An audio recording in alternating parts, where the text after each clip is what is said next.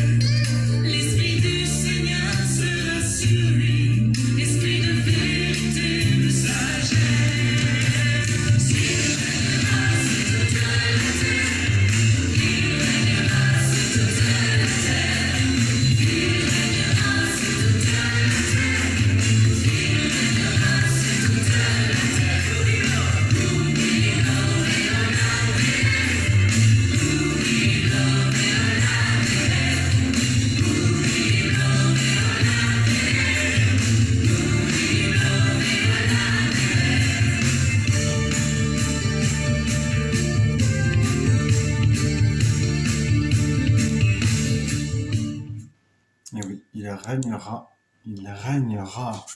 On va parler de ceci.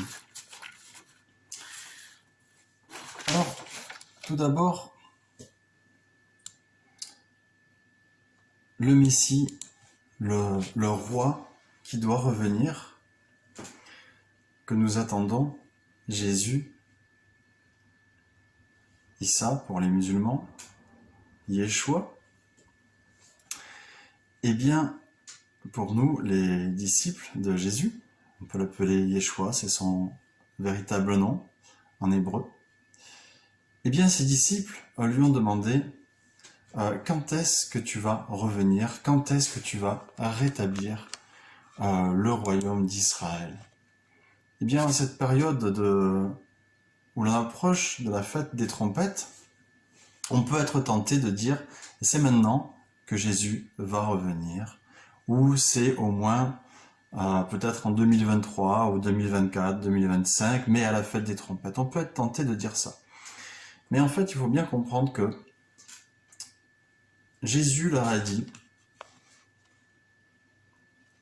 ce n'est pas à vous de connaître les temps ou les moments que le Père a fixés de sa propre autorité, mais vous recevrez une puissance, le Saint-Esprit survenant sur vous, et vous serez mes témoins. Mais ce n'est pas à vous. Il leur dit, ce n'est pas à vous. Ça, c'est en Acte 1,6. En Marc 13,32, il leur dit, pour ce qui est du jour ou de l'heure, personne ne le sait, ni les anges dans le ciel, ni le Fils, mais le Père seul. Ça veut dire que même Yeshua ne le savait pas, ou avait choisi de se priver de cette connaissance quand il était venu sur terre. Puisqu'il est Dieu, il sait tout, puisqu'il est éternel, qu'il a tout créé, que tout a été fait pour lui et par lui, il sait tout, mais il a certainement choisi, je pense, de se priver d'une part de cette connaissance. Donc, Nous ne pouvons pas calculer et dire, eh bien, ça va être pour cette fête des trompettes ou la prochaine. Voilà. Parce que Dieu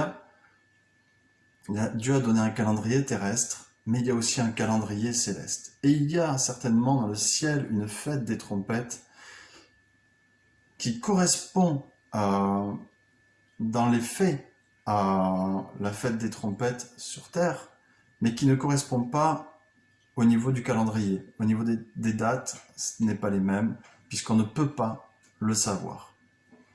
Et c'est certainement à cette fête des trompettes célestes, dont nous ne connaissons pas la date, et dont celle que nous faisons sur Terre n'est qu'un pâle reflet, que Yeshua reviendra. Alors, n'établissons pas des théories, des systèmes de pensée, des chronologies, puisque Jésus lui-même dit, ce n'est pas à vous de connaître ni le temps ni l'heure. Sommes-nous si pleins d'orgueil que nous croyons meilleurs que les premiers chrétiens, meilleurs que les premiers disciples, et que nous avons droit à cette connaissance alors qu'eux n'y avaient pas droit? Sommes-nous tellement pleins d'orgueil? Ne le soyons pas, car Dieu résiste aux orgueilleux. Alors, que s'est-il passé au moment de la résurrection? Quand Jésus est ressuscité, puisqu'il est les prémices de la résurrection. Il faut parler de sa résurrection avant de parler de la nôtre. Eh bien, on voit que dans l'évangile de Matthieu, les deux Marie, Marie de Magdala et l'autre Marie, certainement sa mère, vont au tombeau. Et quand elles arrivent au tombeau, à ce moment-là, un ange descend du ciel, roule la pierre. Les gardiens qui étaient là pour garder le tombeau, de façon à bien vérifier que les disciples ne viennent pas enlever le corps de Jésus pour prétendre qu'il était ressuscité,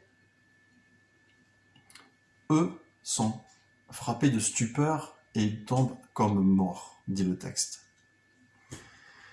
Les deux femmes, elles, sont invitées par l'ange à entrer dans le tombeau et à constater que Jésus n'est plus là. Cela veut dire que Jésus est déjà parti, alors que l'ange n'avait pas encore roulé la pierre. La pierre était encore là, devant l'entrée du tombeau. Le tombeau était fermé. Et Jésus n'était déjà plus là. Comment est-il sorti? Je vous invite à écouter les vidéos du pasteur Jean-Marc Taubois, qui malheureusement nous a quittés, mais heureusement pour lui, il est avec Yeshua maintenant. Gloire à Dieu. Et en fait, il a fait 3 vidéos. Ces 3 vidéos s'appellent « Au commencement »,« Le Big Bang » et « Évolution ou création ».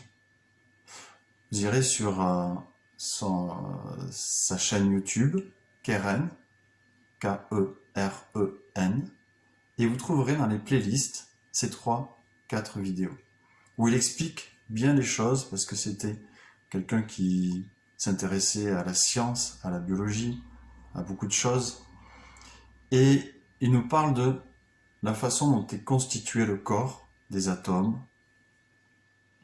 de tout ce genre de choses, et du fait que notre corps, au final, nous semble solide, mais il est constitué de beaucoup plus de vide que de matière solide.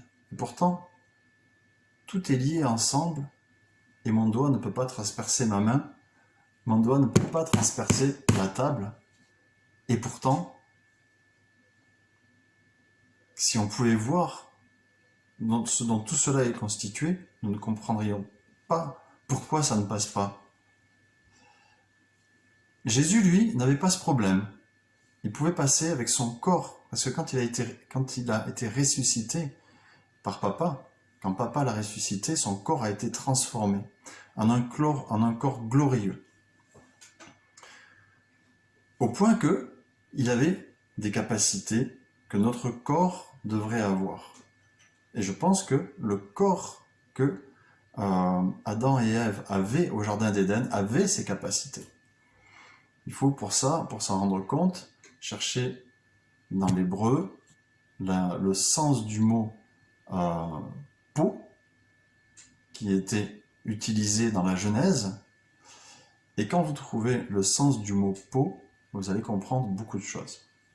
Mais là, je ne vais pas rentrer dans ces détails-là. Je vous laisse faire la recherche. En tout cas, Jésus pouvait et a pu sortir du tombeau sans déplacer cette pierre.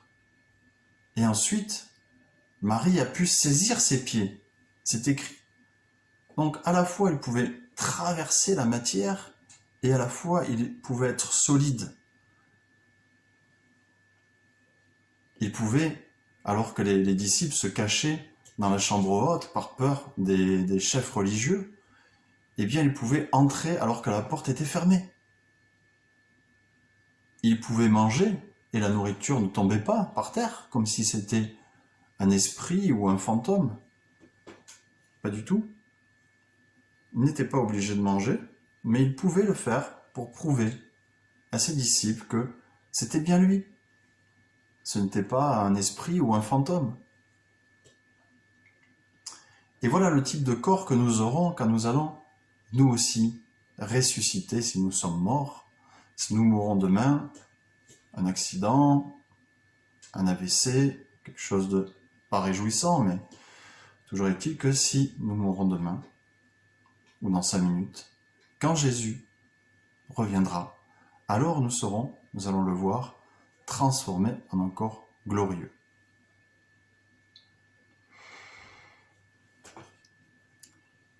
Et nous aurons les mêmes capacités.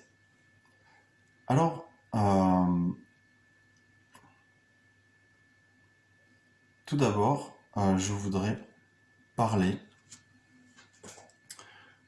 d'une différence aujourd'hui de lieu. Où vont les morts? C'est aussi la question.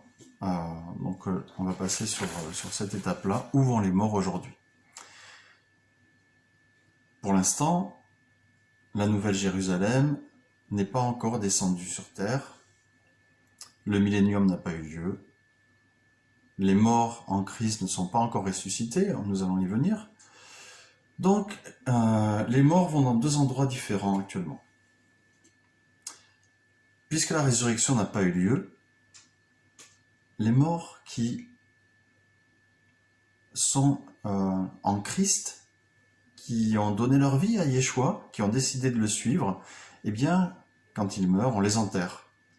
Les Thessaloniciens ont posé cette question parce que eux, ils ont posé la question à Paul parce qu'ils s'attendaient vraiment à être la dernière génération de croyants.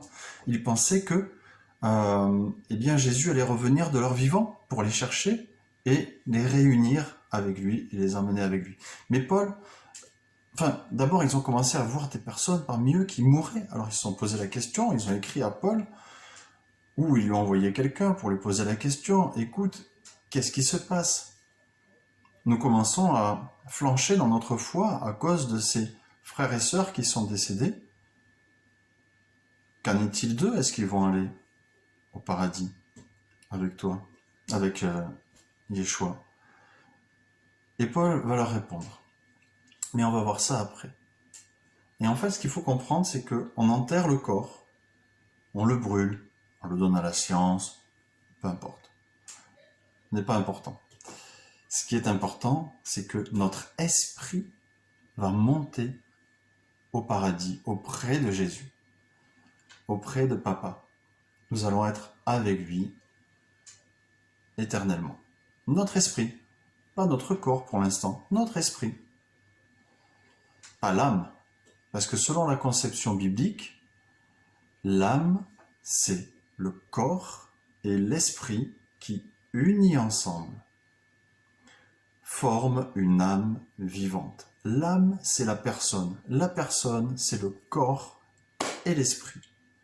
La personne vivante. Vous trouvez ça dans la Genèse.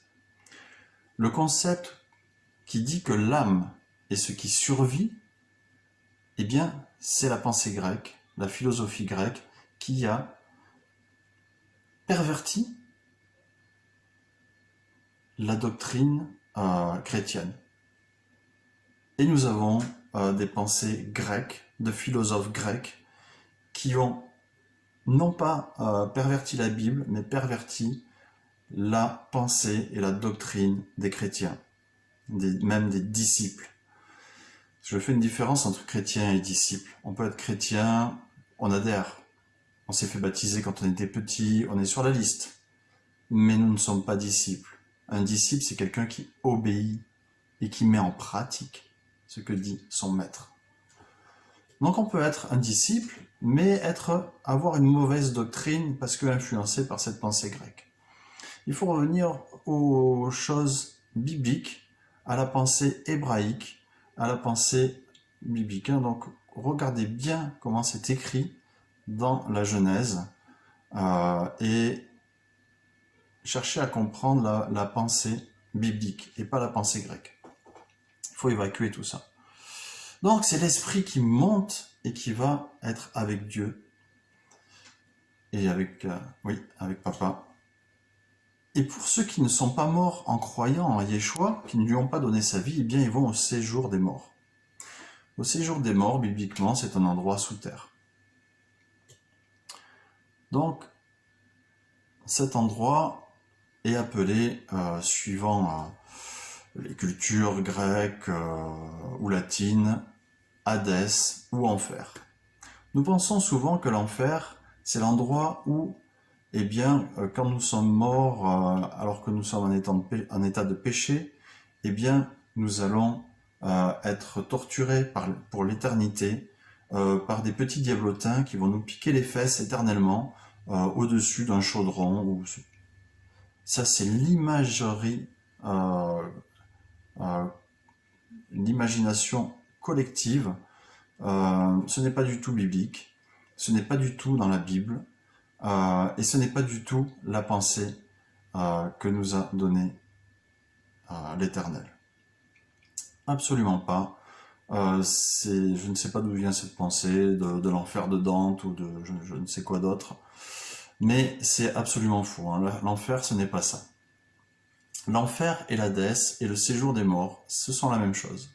L'enfer, c'est le mot latin, Hadès, c'est le mot grec, et Sheol, c'est le mot hébreu, pour désigner la même chose, ce qu'on appelle en français le séjour des morts.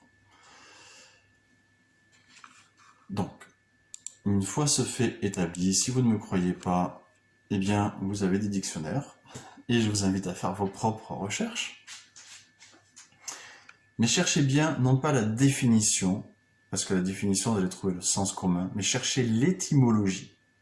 L'étymologie, ce que ça veut dire dans la langue d'origine. Voilà. Comment est construit le mot et quel était le sens qui lui était donné à l'époque. C'est ça qui est important. Parce que aujourd'hui, on donne beaucoup de sens différents à des mots qui n'ont plus le sens qu'ils devraient avoir. Très bien. Alors, le séjour des morts, qu'est-ce que c'est? Eh bien, le séjour des morts, c'est un endroit où les esprits des défunts qui n'ont pas donné leur cœur à Jésus, actuellement, sont un petit peu comme ça. Peut-être. Ils vivent au ralenti. Il y a un mot dans l'Ancien Testament qui est utilisé pour les personnes qui sont dans le séjour des morts et qui signifie à quelque chose près ceux qui sont au ralenti. C'est-à-dire qu'ils sont dans un lieu où il n'y a rien à faire, il n'y a rien à espérer. Ils sont là et ils sont au ralenti. Toutefois, en Ésaïe 14 au verset 9, en parlant du roi de Babylone, il est dit que le séjour des morts s'émeut jusque dans ses profondeurs pour t'accueillir à ton arrivée. Il réveille devant toi les ombres, tous les grands de la terre. tous ceux qui sont morts, le roi, le pharaon, euh, les rois des diverses nations, ils sont tous là. Et même, la Bible dit que Samuel, le prophète, était là. Donc même les personnes qui étaient des justes selon le cœur de Dieu dans l'Ancien Testament allaient au séjour des morts parce que Yeshua n'avait pas encore été révélé. Yeshua n'avait pas encore donné sa vie, n'était pas encore ressuscité et le lieu où se trouve Yeshua et Papa n'était pas encore accessible. Donc ils étaient dans cet endroit-là, tous. Et tous prennent la parole pour te dire, au roi de Babylone, toi aussi tu es sans force comme nous, tu es devenu semblable à nous. Ta magnificence est descendue dans le séjour des morts, avec le son de tes luttes. Sous toi est une couche de vers, et les vers sont ta couverture. Voilà. Donc, ça dit bien ce que ça veut dire. Ils sont là, ces esprits sont morts, ils sont ralentis, et ils sont quand même capables d'accueillir le roi de Babylone par la moquerie. Ah, tu as voulu faire le mariole, mais tu es comme nous maintenant. Tu n'es pas mieux, tu ne mérites pas mieux. Donc voilà la différence au temps de l'Ancien Testament, si on peut parler de l'Ancien Testament, enfin des Écritures, avant la Nouvelle Alliance en Yeshua, eh bien, tout le monde allait dans le séjour des morts. Bon ou mauvais, il n'y avait pas de différence. Aujourd'hui, il y a une différence. Preuve en est que, sur la croix, quand le brigand dit à Jésus « Ne m'oublie pas quand tu seras dans... » Je n'ai plus le texte exact, je vais le chercher. Alors, si mon chat ne m'embête pas...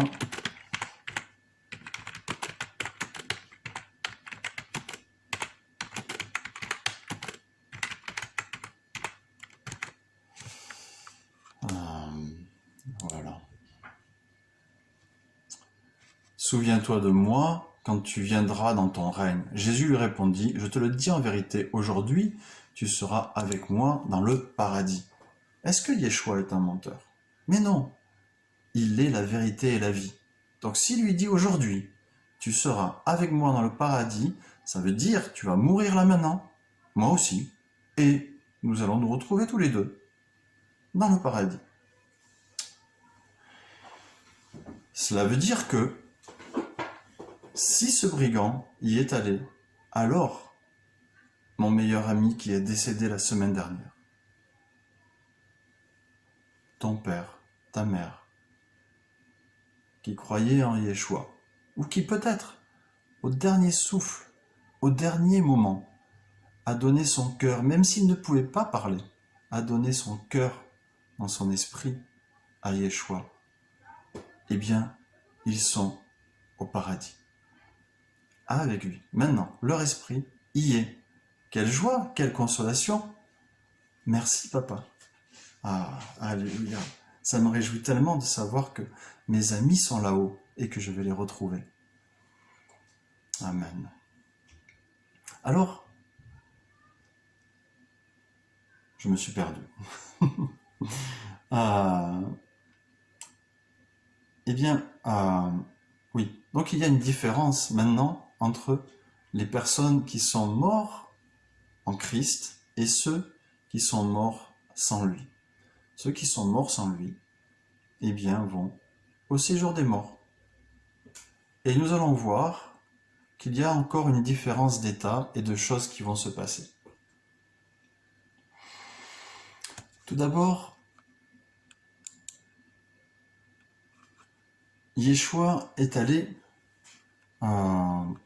au séjour des morts, une fois qu'avant de ressusciter, il est allé aux enfers, au Sheol, dans l'Hadès, donc dans le séjour des morts. Dans 1 Pierre 3, au verset 18, Christ aussi a souffert une fois pour les péchés. lui, juste pour les injustes, afin de nous amener à Dieu, ayant été mis à mort quant à la chair, mais ayant été rendu vivant quant à l'esprit, dans lequel il est allé prêcher aux esprits en prison. Donc, il est allé en enfer, et c'est comme s'il avait dit, Moïse, viens. Jacob, viens. Joseph, viens. Abraham, viens.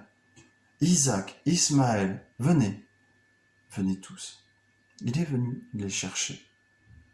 Joseph, Marie, Myriam de Magdala, la Samaritaine, ses apôtres, ses disciples, tous.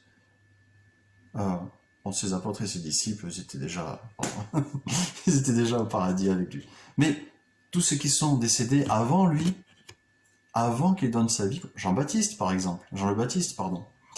Eh bien, comme Jean le Baptiste, allez, viens. Et il l'a emmené avec lui. Yeshua n'oublie personne. Et nous allons les retrouver.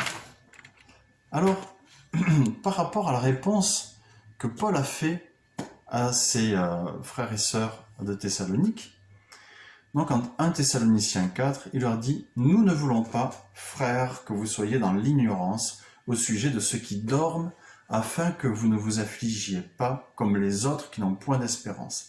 Car si nous croyons que Jésus est mort et qu'il est ressuscité, croyons aussi que Dieu ramènera par Jésus et avec lui ceux qui sont morts.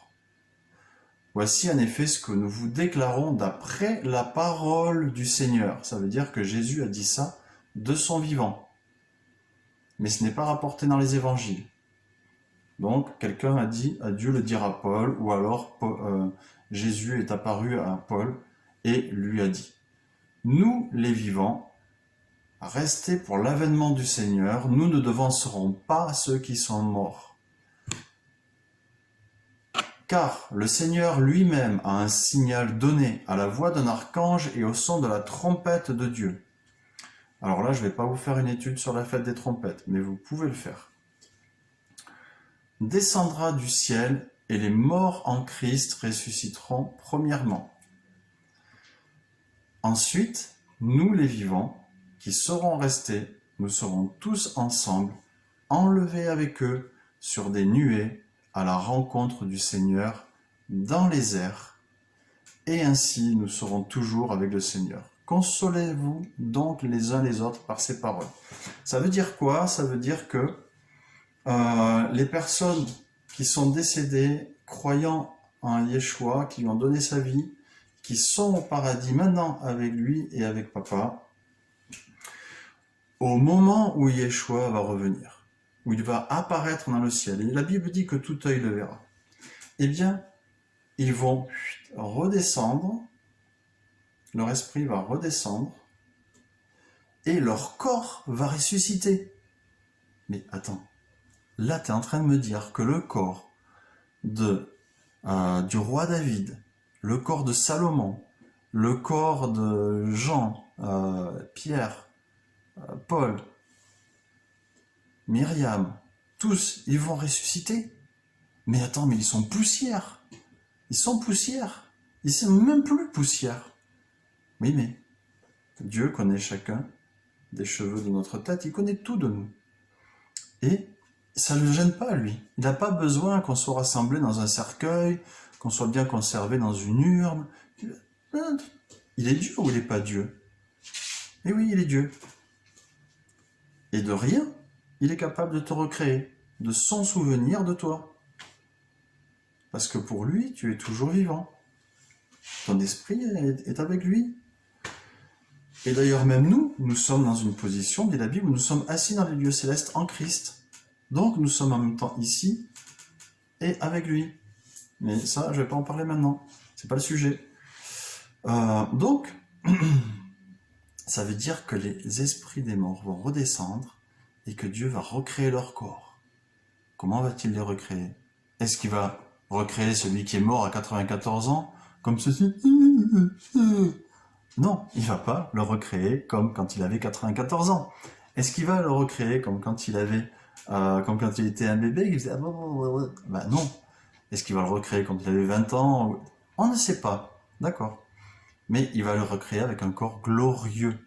Et c'est-à-dire que même lui, eh bien, tu vois que Myriam, dans le jardin, près de la tombe, quand elle se rend compte que son Seigneur n'est plus dans la tombe, elle le cherche, et elle voit un gars là, et elle pense que c'est le jardinier. Hé, toi, jardinier, euh, où est-ce que tu as mis mon Seigneur? Myriam, lui dit-il. Et là, elle le reconnaît. Rabouni, elle lui dit. Ah, c'est toi. Et oui, donc aussi bien à des moments, même euh, sur le chemin d'Emmaüs, les disciples qui parlaient avec Jésus ne le reconnaissaient pas. Ils avaient leur cœur qui débordait de joie de l'entendre parler. Ils disaient, mais tu sais pas ce qui s'est passé avec Yeshua qui est mort. Ces jours-ci, tu es bien le seul qui sait pas. Et lui, il leur parlait, il leur expliquait que les choses devaient se passer ainsi. Mais ils ne le reconnaissaient pas. Ils avaient leur cœur plein de joie d'entendre ce qu'il leur disait, ces explications. Et quand ils sont arrivés à Emmaüs, ou une ville à côté, sur le chemin, je ne sais plus, qu'il a rompu le pain, ils l'ont reconnu. Ils ont reconnu tout de suite. Des fois on le reconnaît, des fois on le reconnaît pas. Le corps n'est pas le même. Par contre, c'est un corps de chair et de sang. Un corps de chair et de sang et d'os que nous aurons. Et oui, parce que Matthieu dit, je ne le croirais, non c'est pas Matthieu, c'est Thomas qui dit, je ne le croirais pas que je n'ai touché, que je ne t'ai touché, que j'ai mis ma main dans mon doigt dans le trou de tes mains. Et il le fait. Et Jésus peut manger. Il leur fait un barbecue aux disciples après sa résurrection. Mais oui, pour leur prouver que c'est bien lui, que c'est pas un fantôme. Donc il a bien un corps de chair et de sang et d'os, mais un corps glorieux. On ne peut pas s'expliquer ça, c'est un mystère, mais on le verra. Et donc, les morts vont ressusciter comme ça, en un corps pas le même. Ils n'auront pas le même corps, ils n'auront peut-être pas la même physionomie, le même visage, mais peu importe, ça sera eux, ça sera leur esprit dans un corps, donc leur âme sera ressuscitée. Leur personne entière, intégralement, sera ressuscitée. Alléluia. Alors, derrière ça, tout de suite, nous, si on est encore là, paf, on va être transformé en un corps glorieux comme eux, comme Yeshua. Et on va être enlevé avec eux dans le ciel. On va être rassemblés, réunis avec lui. Alors, c'est ce qui est dit dans 2 Thessaloniciens 2, pour ce qui concerne l'avènement. Il y a une petite coupure de vidéo, donc je reprends. Pour ce qui concerne l'avènement de notre Seigneur Jésus-Christ, de notre réunion avec lui, nous vous prions, frères, de ne pas vous laisser ébranler dans votre bon sens et de ne pas vous laisser troubler, soit par quelque inspiration, soit par quelques paroles ou quelques lettres qu'on dirait venir de nous, comme si le jour du Seigneur était déjà là. Donc, sachez que quand il est écrit dans la Bible, le jour du Seigneur, en ces jours-là, ces temps-là, eh bien, cela parle des jours derniers. Ça parle des jours derniers et parfois du jour du jugement dernier, après la deuxième bataille d'Armageddon. Donc, je vais vous parler de tout ça maintenant.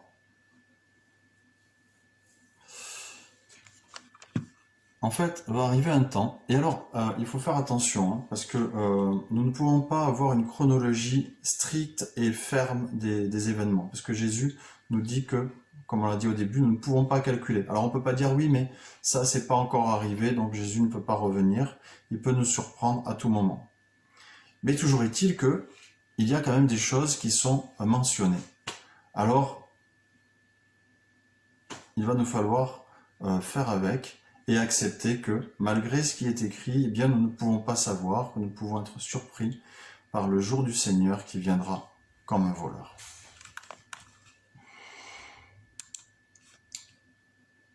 Donc, Alors après, il y a possibilité aussi de trouver des, euh, des, des, des théories, des systèmes de pensée qui vont nous permettre de résoudre certains problèmes, mais je ne veux pas rentrer dans ces choses. Je veux m'en tenir à ce qui est écrit. Donc, en Ésaïe 11, il est écrit qu'un rameau sortira d'Ésaïe, un rejeton de ses racines, que l'Esprit de l'Éternel reposera sur lui, qu'il respirera la crainte de l'Éternel, qu'il jugera les pauvres avec équité et ne prononcera pas avec, il prononcera avec droiture sur les malheureux de la terre. Il frappera la terre de sa parole comme d'une verge, et du souffle de ses lèvres, il fera mourir le méchant. On voit après au verset 6 que ce sera un temps béni. Et on va voir ce que c'est que ce temps béni. En Zacharie 14, eh bien nous savons que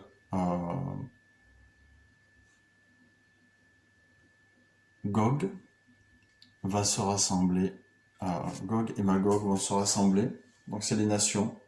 Là je vous invite à écouter les vidéos de Jean-Marc Taubois sur le sujet, c'est très bien expliqué, qui vont se rassembler contre Israël.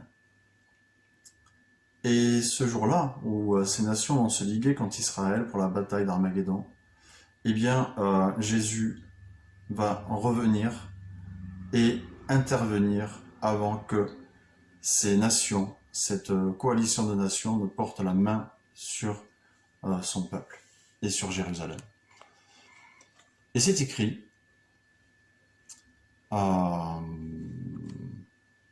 l'Éternel paraîtra et il combattra les nations comme il combat au jour de la bataille. Ses pieds se poseront sur la montagne des Oliviers qui est vis-à-vis de Jérusalem du côté de l'Orient. La montagne des Oliviers se fendra par le milieu, à l'Orient et à l'Occident, et il se formera une très grande vallée. Une moitié de la montagne reculera vers le septentrion, une moitié vers le midi. Vous fuirez alors dans la vallée de mes montagnes, car la vallée de mes montagnes s'étendra jusqu'à Hadzel. Vous fuirez comme vous avez fui devant le tremblement de terre au temps d'Osias, roi de Juda, et l'Éternel, mon Dieu, viendra, et tous ses saints avec lui. Il est écrit même,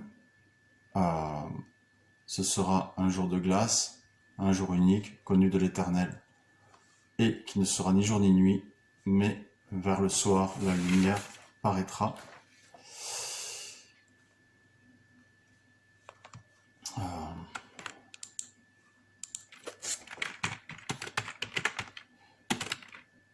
Alors, je crois que j'ai perdu le passage que je voulais lire. Oui, ça je l'ai déjà lu. À ce moment-là, alors paraîtra l'impie, ça c'est un 2 Thessaloniciens 2, je n'avais pas lu, 2 Thessaloniciens 2, verset 8, et alors paraîtra l'impie que le Seigneur Jésus détruira par le souffle de sa bouche, et qu'il anéantira par l'éclat de son avènement. Donc ce qu'on voit, quand on met tous ces passages en relation, c'est que eh bien, les nations vont se rassembler contre Jésus, et il y aura un roi qui va rassembler ces nations, et au moment où ils vont attaquer Jérusalem, eh bien, Jésus va revenir, il va paraître dans le ciel, on peut imaginer que c'est à ce moment-là que nous serons assemblés, réunis avec lui, que à ce moment-là, ensuite, il va descendre, poser les pieds sur le mont des Oliviers, faire périr le méchant par le souffle de sa bouche, et à ce moment-là, établir son règne de 1000 ans. Son règne de 1000 ans, c'est le millénium. Donc j'en viens rapidement ici, en Apocalypse 20, au verset 5. Les autres morts, ceux qui sont au Sheol, ne revinrent point à la vie jusqu'à ce que les 1000 ans fussent accomplis. C'est la première résurrection. C'est-à-dire que là, nous et les croyants qui sont décédés ressuscitons. Eux d'abord et nous ensuite. Mais dans un instant très court. Et les autres morts ne revinrent point à la vie jusqu'à ce que les 1000 ans fussent accomplis. C'est la première résurrection. Heureux et saints ceux qui ont part à la première résurrection. La seconde mort n'a point de pouvoir sur eux, mais ils seront sacrificateurs de Dieu et de Christ, et ils régneront avec lui pendant les 1000 ans. Ça veut dire que Jésus va régner pendant 1000 ans, et nous allons pouvoir monter et descendre, et régner avec lui pendant 1000 ans. C'est-à-dire que le président français, nous viendrons lui dire ce qu'il a à faire de la part de Jésus. Et alors, pendant ces 1000 ans, il est écrit aussi que celui qui meurt à 100 ans sera considéré comme étant mort jeune. 100 ans ou c'est peut-être 400, je ne me rappelle plus. Vous me direz dans les commentaires. Et en fait, il sera considéré comme étant mort jeune. Mais pourquoi meurt-il alors que Jésus est là, alors que la vie est là sur la terre? Eh bien, Jésus est saint, Yeshua est saint, et il ne peut supporter quelque chose qui n'est pas saint dans sa présence. Donc, si par exemple le président français, admettons, lui ou le président bulgare, peu importe, il se comporte bien pendant 100 ans, parce que Jésus mène avec une trique de fer, on a vu ça, avec sa verge de fer. Et donc du coup, quelque part, son règne est imposé. Et donc, pendant 100 ans, cette personne se comporte bien, mais au bout de 100 ans, il se dit, bah écoute, je vais peut-être aller me mettre un petit peu plein les fouilles, sur le dos du contribuable, bien évidemment. Donc là, à partir de là, c'est du vol. Dieu ne peut pas supporter ce qui n'est pas saint dans sa présence. Donc la personne meurt. Et la personne va au Sheol. Maintenant, admettons que cette personne traverse le millénium, elle se comporte bien. Nous avons vu, je pense, non, nous ne l'avons pas vu encore. Voilà, on va le lire. Puis je vis un ange descendre du ciel, il tenait à la main la clé de l'abîme et une grande chaîne. Il s'empara du dragon, le serpent ancien, qui est le diable et Satan, et l'enchaîna pour les 1000 ans. C'est-à-dire que quand Jésus revient pour régner pendant 1000 ans, Satan est enfermé, enchaîné pendant 1000 ans. Et donc, cet ange, voilà ce qu'il fait, il le jette dans l'abîme, il ferme et scelle l'entrée au-dessus de lui, afin qu'il n'égare plus les nations jusqu'à ce que les 1000 ans soient passés. Après cela, il faut qu'il soit relâché pour un peu de temps. Et donc, pendant un peu de temps, une fois que Yeshua aura régné pendant 1000 ans, il va relâcher Satan. Et Satan va tenter ceux qui se sont tournés vers Jésus pendant ces 1000 ans. Pas nous, puisque nous sommes déjà ressuscités ou transformés, encore glorieux, mais ceux qui auront traversé le millénium en bonne conduite. Et imaginons ce président français ou bulgare qui a réussi à tenir le coup, qui a eu des tentations, mais enfin, il a tenu bon. Voilà, il a tenu bon. Et maintenant, Jésus s'en va et libère Satan, et Satan va tenter ces personnes. Alors, ce que va faire Satan, il va tenter ce président, et puis si ce président, par exemple, tout autre kidam, tombe, eh bien, il va être dans le camp de Satan. Et, alors là, il va pas mourir tout de suite, mais il va être dans le camp de Satan, et quand Satan sera jugé, alors lui aussi avec lui. Maintenant, si Satan envoie quelqu'un pour le menacer, lui dire écoute, tu vas dire que Jésus n'est pas le vrai Dieu, sinon on te tue, et que lui il persévère, il dit non, Jésus est le vrai Dieu, il était là pendant 1000 ans, maintenant il n'est plus là, mais moi je sais que je vais aller avec lui après, eh bien il se fait tuer, eh bien dans ce cas-là, il va aller directement avec Yeshua, et il sera ressuscité ensuite au jour du jugement, mais au jour du jugement dernier, mais il sera donc sauvé. Donc voilà, on sait qu'après les 1000 ans, Satan sera relâché, il sortira pour égarer les nations qui sont aux quatre coins de la terre, Gog et Magog, et ils vont encore revenir, ceux-là, afin de les rassembler pour la guerre, donc deuxième guerre de Gog et Magog. Elles sont si nombreuses que les sables de la mer. Ils montèrent sur toute la surface de la terre, ils encerclèrent le camp des saints et la ville bien-aimée. Mais un feu venu de Dieu descendit du ciel et les dévora, encore une fois, avant qu'ils puissent porter la main sur Jérusalem. Le diable qui les égarait fut jeté dans les temps de feu et de soufre où sont la bête et le prétendu prophète, et ils seront tourmentés jour et nuit au siècle des siècles. Voilà, alors, là on voit que Satan et ses anges et ceux qui l'ont suivi vont être jetés dans les temps de feu et de soufre. Ok, donc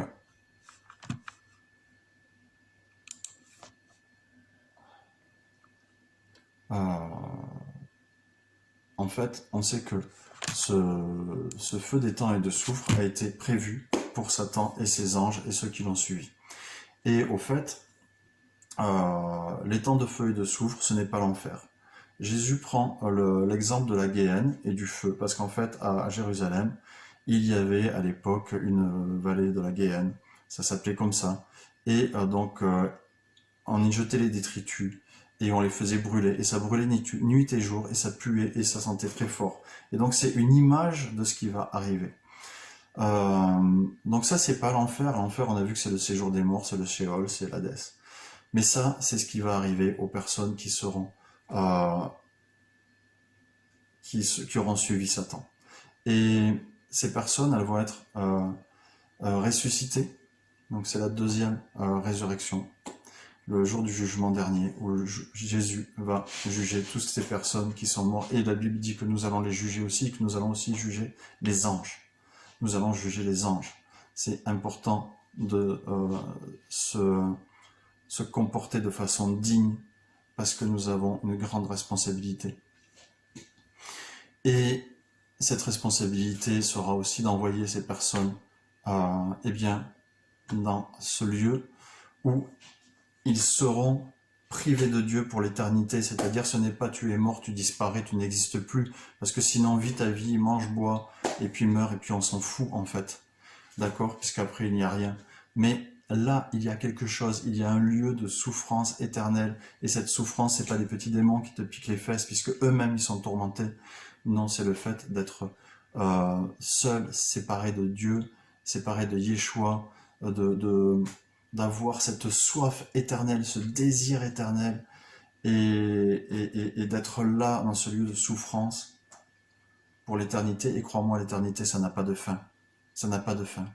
C'est le principe de l'éternité. Et eux, ils pourront nous voir, parce que nous serons avec Yeshua, et ils auront cette soif d'être avec nous, ce désir d'être avec nous, mais nous, on ne pourra pas les voir, parce qu'imagine, ton meilleur ami est mort, et il n'a pas donné son cœur à Yeshua, toi tu le verrais dans ce lieu-là. Non, la Bible dit qu'il n'y aura plus de tristesse, qu'il séchera toute larme. Ça veut dire que nous qui serons avec lui, nous ne pourrons pas les voir, parce que si on les voyait, on aurait de la peine pour eux, c'est sûr. Mais eux pourront nous voir et pourront souffrir, malheureusement, mais nous non. Nous serons heureux pour l'éternité avec Yeshua. Et ça, mon ami, c'est quelque chose qui doit t'engager, qui doit nous engager tous à prier, à jeûner même s'il faut. Ça, c'est pas mon genre, mais je devrais. À jeûner et à témoigner pour les perdus, pour les sauver, pour qu'ils n'aillent pas dans ce lieu-là. Voilà, on a fait un tour de ce qui est la fin des temps. C'est pas détaillé, je ne peux pas détailler parce que ça durerait des heures et des heures. Mais si tu veux du détail, va voir les vidéos de Jean-Marc Taubois. Mais réjouis-toi, parce que tes amis qui sont morts en Christ, en croyant à Yeshua, sont avec lui et tu vas passer l'éternité avec eux. Sois consolé et fortifié par ces paroles, et c'est la prière que je fais à Papa aujourd'hui, que cette parole t'accompagne et te console, te bénisse, te rende joie et vie, et aussi que ça t'engage à prier pour les perdus. Soyez bénis.